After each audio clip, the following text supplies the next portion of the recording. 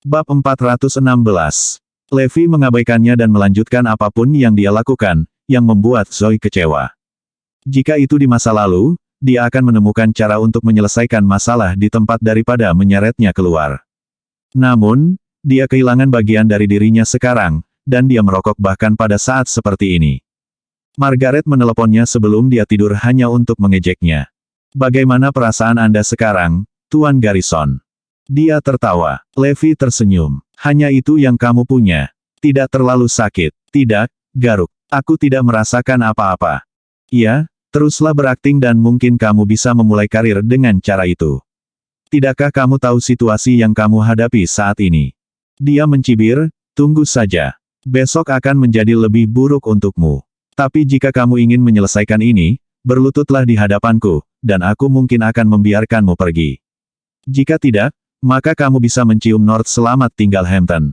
Margaret terkekeh. "Oh, menghancurkan hidup seseorang sangat menyenangkan. Terutama ketika pria itu adalah seseorang yang aku benci. Menyeretnya ke neraka." Levi tersenyum. "Kita akan lihat siapa yang tertawa terakhir." Margaret menyimpang dari topik, "Sayang Morris meninggal, kalau tidak aku juga akan melakukan hal yang sama padanya." Mata Levi menunjukkan sedikit kekejaman. Beraninya dia tidak menghormati orang mati. Levi pergi ke Morris Group seperti biasa keesokan harinya, tetapi semua orang memandangnya dengan aneh begitu dia masuk. Seth menghampirinya dan berbisik, "Apakah kamu sedang disabotase, Levi? Aku bisa menangani ini." Levi mengangguk sambil tertawa. Tidak semua orang melihat hal-hal sejelas Seth, dan kebanyakan dari mereka berpikir semua yang dikatakan Margaret dalam wawancara itu nyata. Semua manajemen puncak sekarang memandang Levi dengan jijik. Mereka bisa mengabaikan sebagian besar pelanggaran kecil yang dia lakukan di masa lalu, tetapi segalanya berbeda sejak wawancara itu. "Beraninya kau datang ke sini, Levi. Enyahlah. Jangan membuat ini sulit untuk semua orang. Ya, Morris Group mungkin perusahaan baru, tapi kami tidak akan pernah mengizinkan pria menjijikkan sepertimu di sini." Iris bermasalah, karena semua manajemen puncak memintanya untuk memecat Levi. Tidak punya pilihan, dia meminta pertemuan untuk memilih nasib Levi. Tidak ada pertanyaan tentang hasilnya karena kebanyakan orang ingin dia pergi.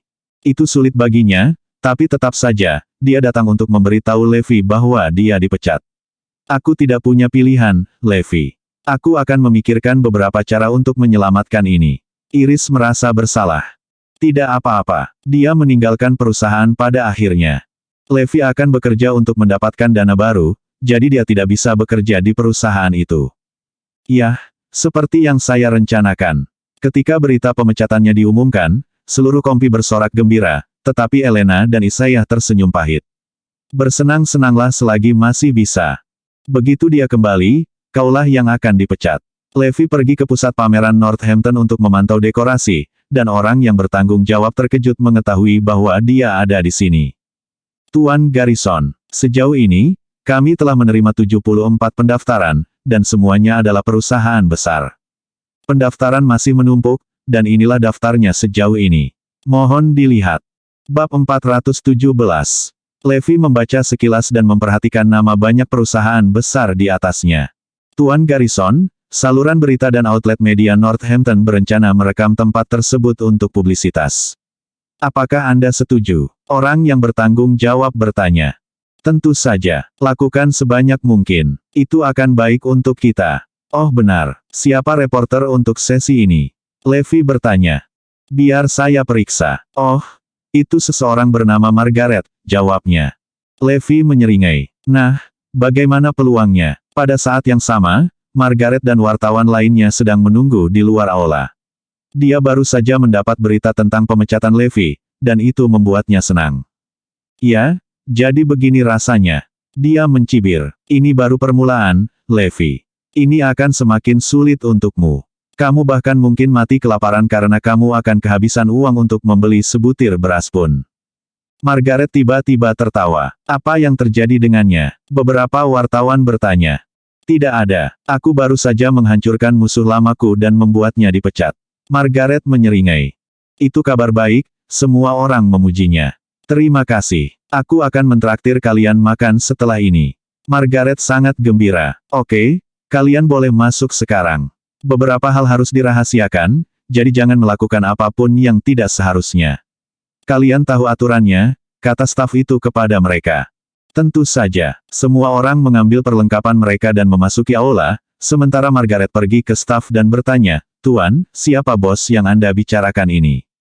Rahasiakan ini. Bos datang ke sini hari ini untuk memantau kemajuan acara. Dia orang yang bertanggung jawab. Semua orang memanggilnya Tuan Garrison dan dia adalah komandan kedua acara ini. Aku baru saja melihatnya, dan dia tidak terlihat sehari lebih tua dari 28, jawab staf. Mata Margaret bersinar. Itulah tugas yang diminta saluran itu kepada saya. Tuan Garrison yang misterius ada di sini hari ini. Besar, aku harus mewawancarainya. Selain mendapatkan wawancara, Margaret berharap ada percikan api di antara mereka, karena dia masih muda dan sukses. Sedikit yang dia tahu bahwa percikan yang dia antisipasi ternyata kebalikan dari imajinasinya. Semua orang melanjutkan pekerjaan mereka setelah memasuki aula. Margaret adalah seorang profesional sejati, dan dia mengalahkan orang lain dengan menyelesaikan pekerjaannya terlebih dahulu. Meski begitu, dia terus berjalan-jalan di aula. Dia telah melihat sekeliling sejak dia masuk untuk melihat sekilas Tuan Garrison, tetapi tidak ada pria yang dia lihat cocok dengan tagihannya. Dia mungkin ada di belakang panggung. Setelah beberapa saat, dia pergi ke belakang panggung, tetapi ada banyak ruangan di sana, jadi dia mencarinya satu persatu. Setelah mencari beberapa lusin kamar, dia akhirnya masuk ke salah satu kamar yang penuh sesak dengan seorang pria muda di tengahnya. Dilihat dari getaran yang dia berikan, dia yakin ini adalah Tuan Garrison. Dia terlihat akrab sekalipun. Di mana saya pernah melihatnya sebelumnya. Kegelisahan dan kegembiraan berputar-putar di dalam dirinya. Sekarang setelah saya menemukannya, saya tidak akan menyia-nyiakan kesempatan ini. Saatnya untuk wawancara. Bab 418. Apa yang kamu lakukan berjingkat-jingkat? Ketika dia hendak bergerak maju, seseorang menggelegar dari belakang, mengejutkannya. Dia berbalik dan melihat beberapa penjaga menatap matanya. Jangan salah paham, saya Margaret, seorang reporter. Ini ide saya. Dia dengan cepat menyerahkan ID-nya untuk konfirmasi. Saya ingin mewawancarai pemimpin di sana sebentar, dia memberitahu mereka apa yang ada dalam pikirannya. Tidak, dia tidak menerima wawancara apapun. Semua yang mereka bicarakan sangat rahasia, jadi silakan pergi. Dia diusir dari belakang panggung secara tiba-tiba. Tidak mudah baginya untuk bertemu dengan Tuan Garrison, jadi dia tidak akan menyerah sekarang.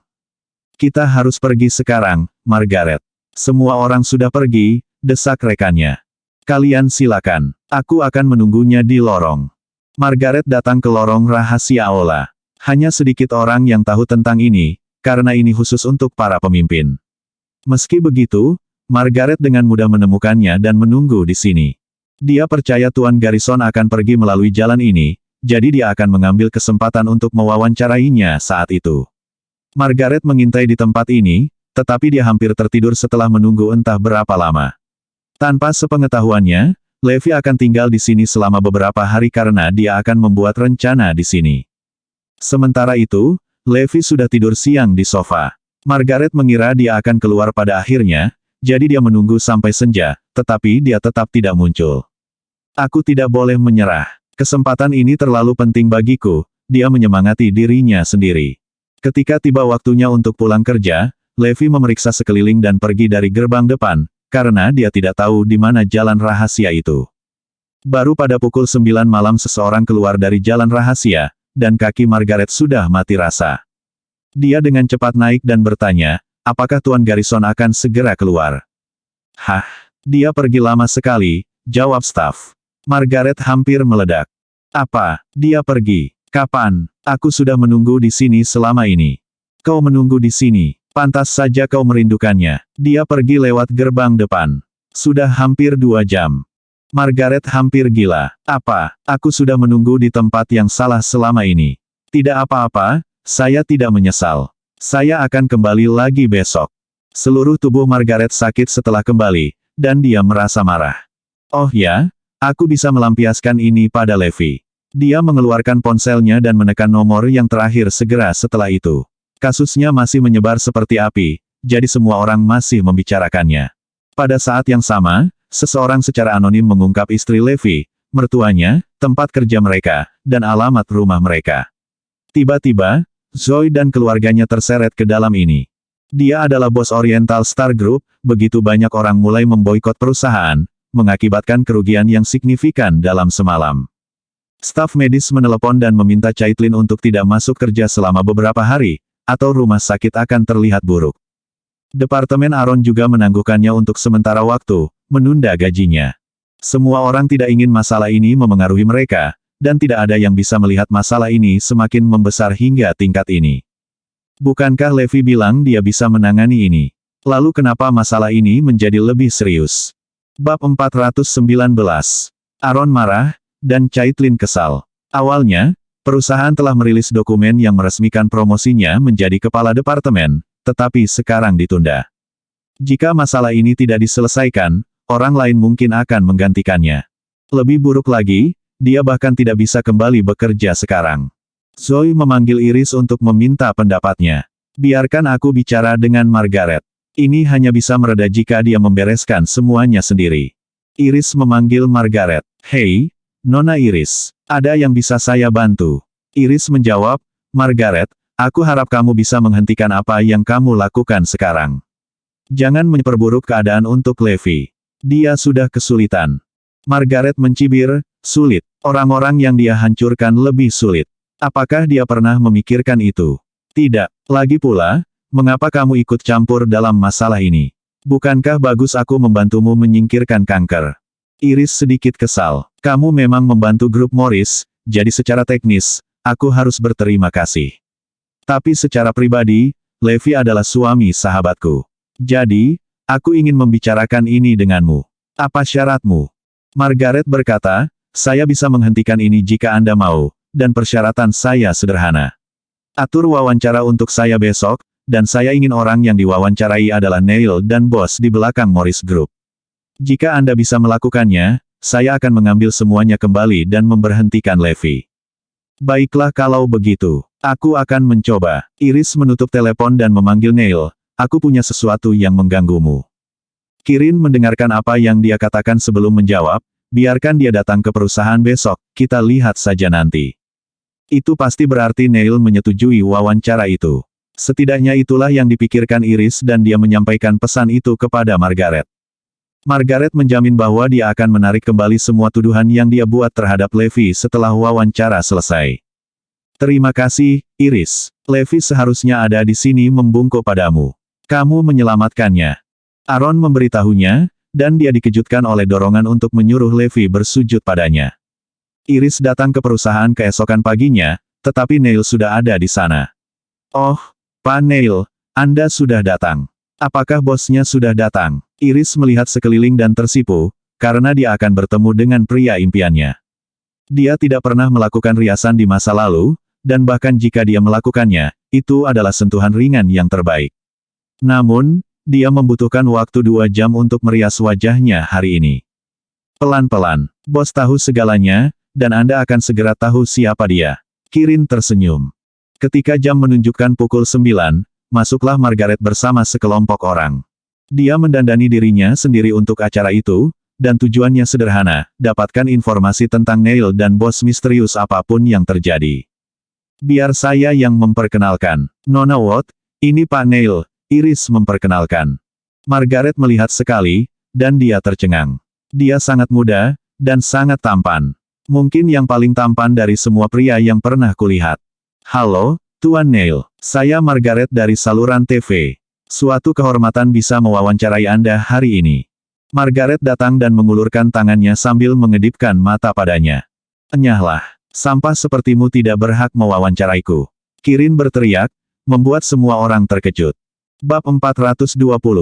Bahkan Iris terkejut oleh raungan itu, sementara senyum terhapus dari wajah Margaret dan pasangannya. Mereka memandang Kirin, tercengang. Penjaga, buang orang-orang ini. Apakah mereka mempekerjakan sampah untuk menjadi reporter sekarang? Sungguh memalukan. Kirin tampak tidak senang, dan Seth masuk dengan penjaga keamanan, siap untuk mengusir Margaret dan timnya. Apa? Saya pikir Pak Neil menyetujui wawancara hari ini. Apa yang terjadi? Margaret menatap Iris. Neil tertawa. Biar ku jelaskan. Aku tidak keberatan wawancara, tapi tidak jika kau reporternya. Iris menunduk, wajahnya pucat. Dia tidak tahu mengapa Neil tidak menyukai Margaret, karena ini baru pertama kalinya mereka bertemu. Jika dia menolak wawancara Margaret, masalah Levi tidak akan mereda. Butuh semua yang Iris miliki untuk mendapatkan persetujuan Margaret, tetapi yang pertama tidak bisa melakukan apa-apa sekarang, jadi sulit bagi Iris. Sejak dia berada di Morris Group, Margaret tidak marah. Tidak apa-apa jika Anda membenci saya, Tuan Neil, tetapi Anda tidak mengambil keputusan di sini. Mungkin bos akan menyetujui wawancara saya, jawabnya dengan senyum manis. Kirin tidak mengatakan apa-apa dan menelepon Levi untuk memberitahunya tentang apa yang terjadi. Katakan padanya untuk pergi. Saya tidak mengambil wawancara dari sampah. Iris dan Margaret sama-sama terkejut mendengar raungan itu, dan Margaret pergi tanpa mengucapkan sepatah kata pun. Namun, sebelum dia pergi, dia mencibir pada Iris, sepertinya aku tidak akan membiarkan Levi lolos. Ini adalah berita yang merepotkan bagi Iris. Tuan Neil, kenapa kalian berdua? Iris ingin tahu alasannya. Ini adalah ide bos. Itu menghentikan Iris untuk bertanya lebih jauh. Setelah kembali, Margaret mengeluarkannya pada Levi dengan memperlihatkan alamatnya dan Iris. Tiba-tiba, Masa mencoret-coret tembok dengan hinaan dan mengolesinya dengan makanan busuk. Harun dan istrinya tinggal di dalam rumah, karena ada banyak orang asing di sini yang mengawasi mereka. Mereka tidak bisa keluar, bahkan pengiriman mereka akan direnggut. Untuk saat ini, Aaron dan yang lainnya tertekan oleh situasi tersebut. Jika ini terus berlanjut, mereka akan menjadi gila. Pada saat genting ini, tidak ada yang tahu kemana Levi pergi. Levi, tentu saja, berada di ruang pameran. Tuan Garrison, kami menambahkan 300 perusahaan lagi ke dalam daftar dalam satu hari. Dan 7 di antaranya adalah raksasa di South City. Orang yang bertanggung jawab sangat senang, karena ini akan sangat menguntungkan Northampton. Levi membalik-balik daftar, dan dia melihat keluarga Suarez serta nama-nama besar lainnya dari South City.